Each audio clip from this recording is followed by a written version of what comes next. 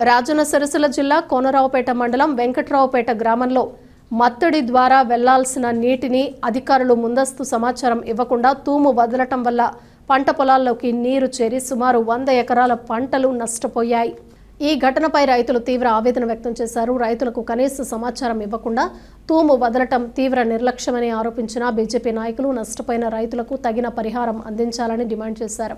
ఈ సందర్భంగా బీజేపీ మండల అధ్యక్షులు మిర్యాలకర బాలాజీ ఆధ్వర్యంలో మండల రెవెన్యూ అధికారికి వినతిపత్రం అందజేశారు. ఈ కార్యక్రమంలో మాజీ జడ్పీటీసీ పల్లం అన్నపూర్ణ, గొట్టె రామచంద్రం బీజేపీ నాయకులు పాల్గొన్నారు. మాకు దయచేసి నష్టపరిహారం గవర్నమెంట్ని కొంచెం ఆదుకోవాలని అనుకుంటున్నాం. మీ పేరు? నా పేరు నాలుక రాజే సన్నా తండ్రి మల్లయ్య. ఓకే ఎవరు అండి? వెంకట్రావుపేట. సరే.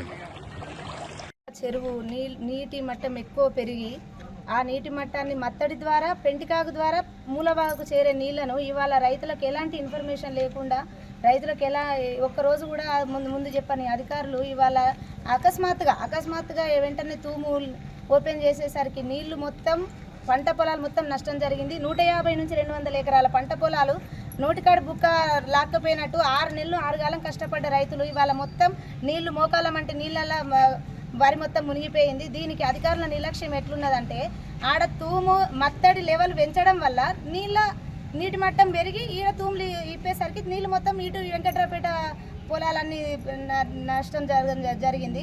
దానికి అధికారులు ఏ రకంగా స్పందిస్తారో ఇమీడియట్గా నీళ్లను బంద్ చేసి తూము ద్వారా మన మూలవాగుకు పోయే ప్రయత్నం చేయాలని అధికారులను విన్నవించుకుంటున్నాం. అలాగే గౌరవ ఎంఆర్ఓ గారికి, కలెక్టర్ గారికి ఈ రైతులకు జరిగిన నష్టాన్ని నష్టపరిహారంగా మీరు ఏ రకంగా చెల్లిస్తారో మాకు ఈ 2-3 రోజులలో నివేదిక, ఇంతమంది పట్టా పాస్బుక్లు, ఇంతమంది రైతు ఏవైతే ఉన్నాయో ఆ సర్వేల ప్రకారం వాళ్ళకి ఏ రకంగా న్యాయం చేస్తారో మాకు సమాధానం చెప్పాలని గౌరవ ఎంఆర్ఓ గారికి వినతి పత్రం ఇవ్వడం జరిగింది. దయచేసి మేము రైతుల పక్షాన చెప్పేది ఏంటంటే నీటిని అవి గేట్ బంద్ చేసి అటు మూలవాకు కలిపే ప్రయత్నం చేయాలని ఇరిగేషన్ డిపార్ట్మెంట్ వాళ్ళని మేము కోరుతున్నాం. భారతీయ జనతా పార్టీ తరఫున మేమందరం ఎక్కడైతే ప్రజల తరఫున రైతుల తరఫున మేము విన్నట్టు ఉండి మేము వాళ్ళకి సేవ చేయడానికి సిద్ధంగా ఉందామని కోరుకుంటున్నాం. భారత్ మాతాకి